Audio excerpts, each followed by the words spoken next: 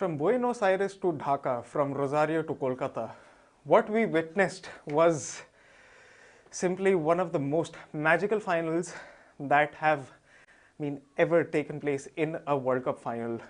It surely looks like it. You're breathless.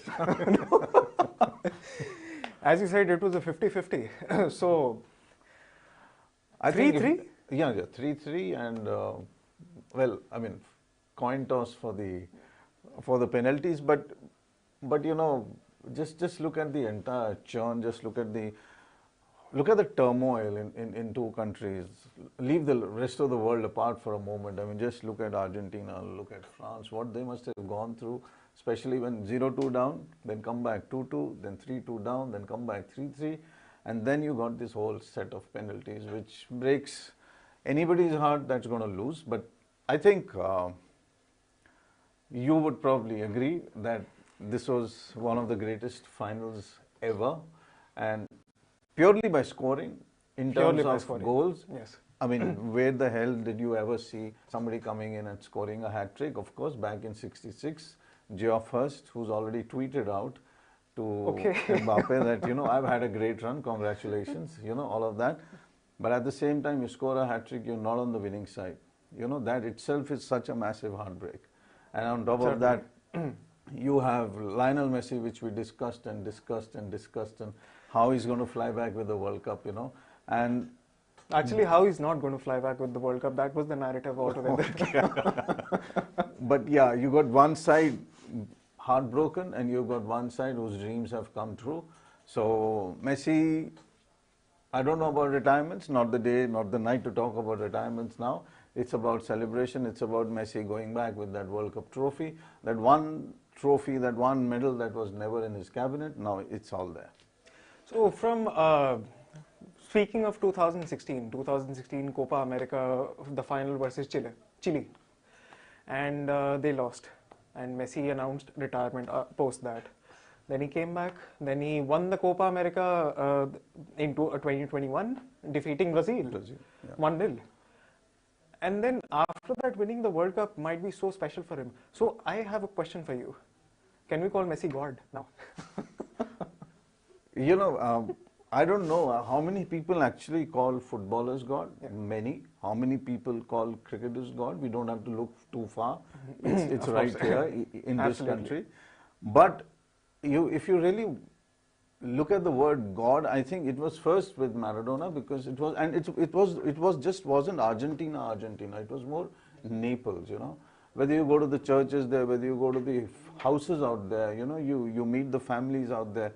Beside their own God out there, whichever God they prayed to at that point of time, whichever church they went to, you always found a Maradona there, you know, on the mantle or in a particular corner of the house. And I think you are right in a way that maybe now in Argentina, a lot of people would look at Messi like that, you know, but the romantic image of Diego Maradona is never going to go. I know a lot of people say that, you know, I speak like a Maradona fan. Yes, I'm a Maradona fan.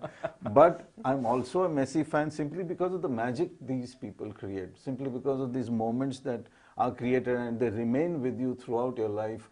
Till the time you're alive, you kind of go back to those moments, you relive them constantly, you relive the Maradona moments, and now we're going to relive the Messi moments. I mean, those tears, that joy, that happiness, those smiles, all of that. So in the first half, Argentina scored two goals, and the fans were overjoyed.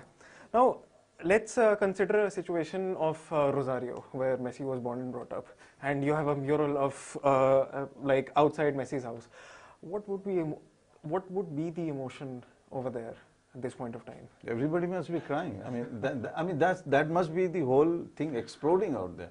You saw it even in the final. I mean, they were just not moving. They were too stunned. Because, you know, at the end of the day, if you're 2-0 up, you know, you feel you've closed the match down. Maybe one more goal from the other side. And then you suddenly have this player who probably, you never know from where he's going to come, Mbappe, you know, and those goals that he scored, especially the equalizer, was terrific. And then you believe the match is closed at 3-2. You believe God, Lionel Messi has closed the game down, you know. But it doesn't happen, and it still goes to 3-3. I think the whole churn, the whole emotion that happens when penalties happen like this is the whole, it's not, it's more of a release that has come. It's more of a release after losing your first games against Saudi Arabia where you thought World Cup is over. That's what a lot of people actually thought. You know, one more game and they were out. They were virtually out again. You know, the matches were so close. But this is such a big release. This is such a big release for a country that's going through a lot of problems. This is such a big release for a player, you know, their own player, their own icon, Lionel Messi, who probably needed this World Cup win, not because he needs it, but because this is the culmination of a magnificent career, you know. How many footballers can ever have a career like him? So I think all of that, like you're saying, in his hometown, in Argentina, in Buenos Aires, in all the little towns spread across that great country in terms of football, I think everywhere there'll be a release that will probably say, thank you, Messi. Now, speaking of the second half, precisely, France was 2-0 down. The fans were already like scattered out. And then we see an Mbappe show all together. And then he produces a penalty, he produces a strike, which led to the final in extra time, which happened in 2014 before this. 2018 was a 4-90 minute game, but then after that penalties, and penalties I think took place after 2006. True. So what would be the adrenaline rush of both the teams at that particular stage? I think just before that, one probably just needs to go to the first half for a little bit, because Giroud got he substituted. The big question probably there for Deschamps, for a lot of people who are asking, is that if he had an injury problem, then why even play him? Because what happened was they lost pace in the first half. You just didn't see France going in, attacking. They were just not playing their normal game that they are normally used to, which is stretching the wings, going through the middle with Griezmann. But none of that happened. And suddenly 2-0 up. And then whatever happens, because everything that needed to happen should have happened or would have happened before the 80th minute. And that's exactly how France did the script. Because anything after the 80th minute, then you have a 6-man blockade at the back. You have a 5-man blockade at the back, which is very difficult to do at that point of time. And I was a little surprised also because I think by the time you hit 75th minute in a match which you're leading 2-0, you probably try and block the passages. But when you have Mbappe, which passage are you going to block? You know, he's going to create those channels. He's going to create those areas. He's going to create all that space. And that's what he exactly did. I mean, this was on one hand a master display by Lionel Messi in terms of, you know, getting the team together after constantly the scores being equalized. You still have to come back. And also on top of that, this was a masterly display by another team which had somebody like Mbappe, who's now got the golden boot with 8 goals. Yes. Okay. Now constantly he's also at the back, sprinting constantly forward with his tally of goals. It's heartbreaking in so many ways, and it is such a super experience, such a brilliant experience in so many ways, but of watching a final where you know exactly, like you said, we measured it 50-50. It remained 50-50. Only the penalties were required to separate it. And the penalties are like, for one team it's really heartbreaking, for another it's a joyous occasion. So look, now keeping that aside, we have Kylian Mbappe as the Golden Boot winner. Surely he's going to win it. And we have a player like Lionel Messi, despite of a hamstring injury, as we discussed in the before the match, he still played to his potential, which is commendable in a lot of ways. So, do you think even after these episodes, he deserves what he has got? You're saying about the World Cup? About the World Cup, about bringing the team together, as we have discussed. There's no way that you can take anything away from him now, you know. And why take it? Why even think on those lines that you're going to take anything away from Messi? Messi has everything. It was just that this was not there with him. And the whole narrative, the whole storylines which You also said in the beginning that, it's Mbappe versus Messi. Why is it not Griezmann versus somebody else? Why is it not Dembele versus Fernandes? All of that. I think those kind of storylines don't work. Not because they can't, but simply because these are two superstars. And sport works on superstars. Sports works on big characters, big personalities. That's constantly been there. Even when you had the 86, and the moment it went 2-2, you still had a moment in this match where Argentina broke through, and one remembered Valdano Burruchaga breaking through in 86 and getting the third goal in which they beat Germany after being 2-0 up Argentina.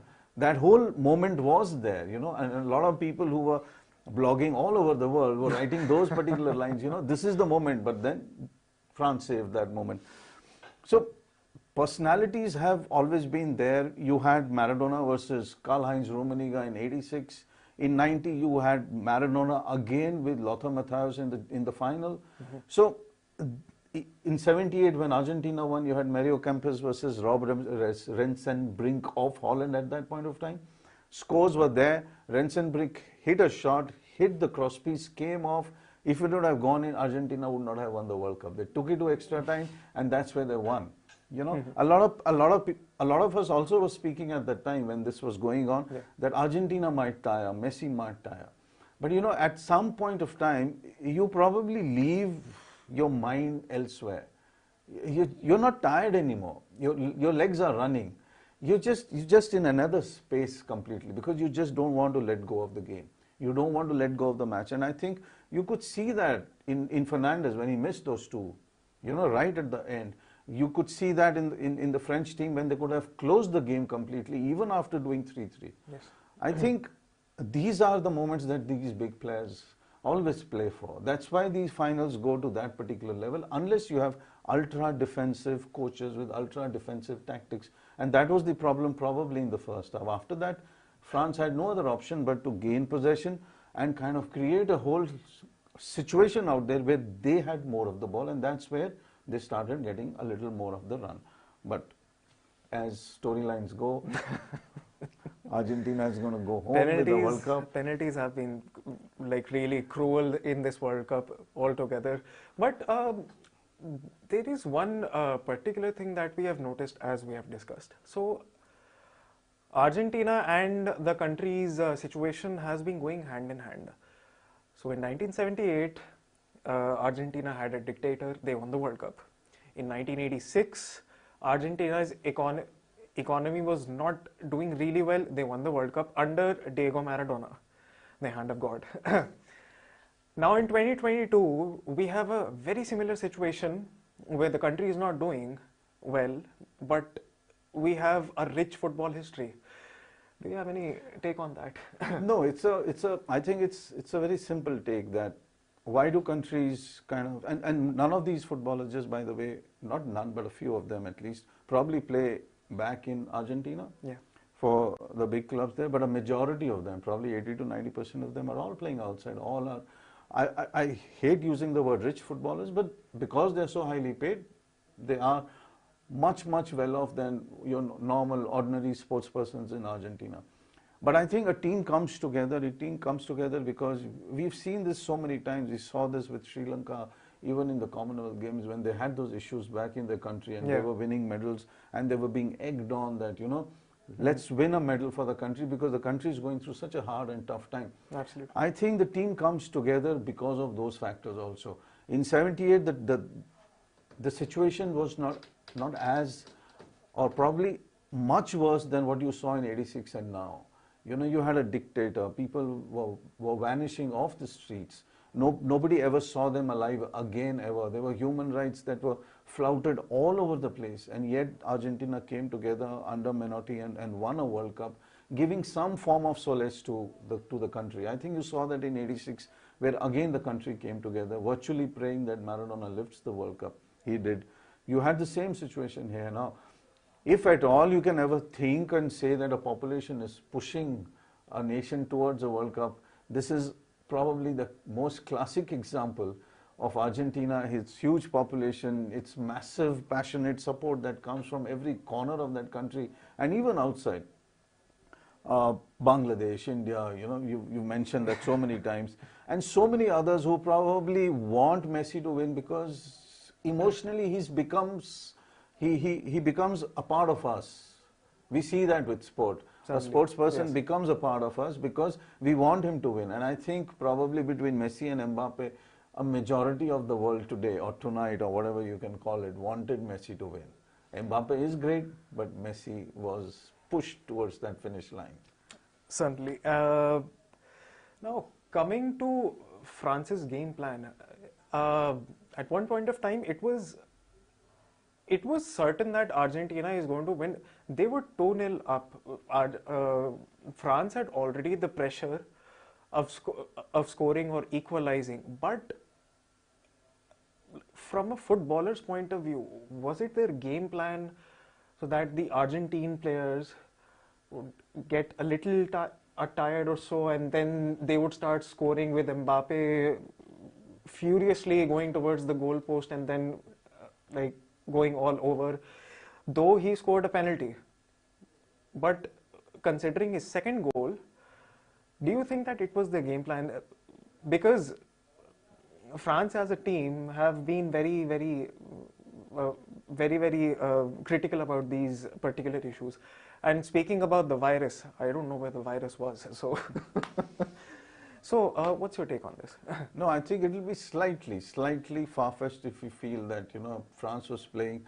Like let's put it into a heavyweight boxing kind of a situation where a boxer is taking all the punches. He's waiting for the 4th and the 5th and the 6th round, and then he starts hitting back probably in the 8th, 9th when he knows that the other one has completely tired out, his legs are shaking, his mind's elsewhere. But I don't think that was the case. I think it was just a case of probably the reason why Giroud was substituted was not just he wasn't playing well.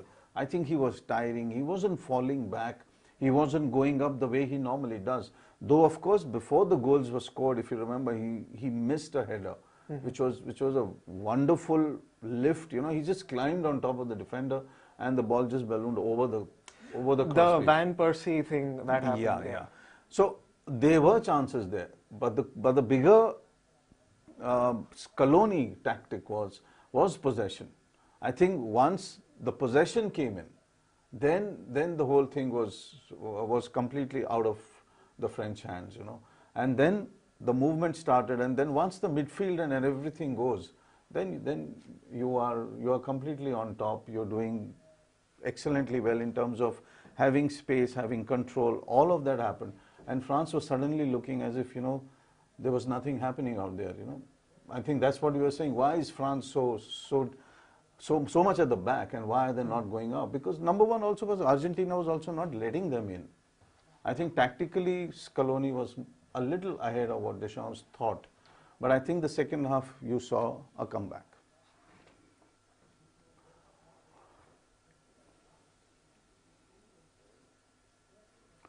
I think in a way, let's look at what's going to happen now in terms of the trophy going back to Argentina. And Buenos Aires might be going berserk at this point of time.